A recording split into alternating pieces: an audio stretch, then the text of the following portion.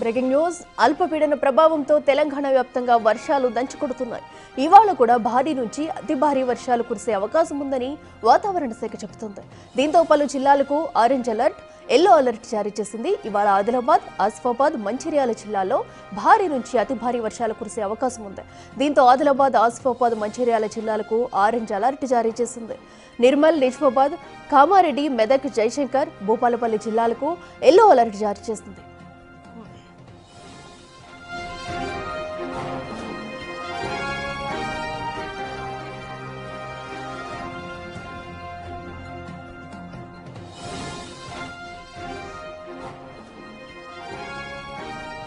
దంచుకొడుతున్న భారీ వర్షాలు అత్యధికంగా ములుగు జిల్లా మంగపేటలో 18.68 సెంటీమీటర్ల వర్షపాతం నమోదైంది.